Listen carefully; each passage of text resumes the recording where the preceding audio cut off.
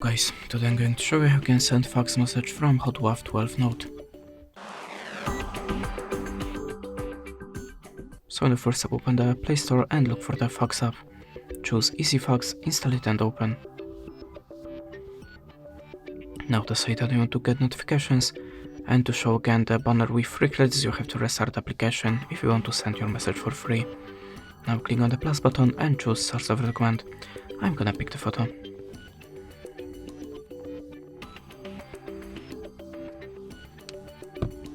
Now you can add a shape to the document or the picture, and if you're ready, click on the arrow icon.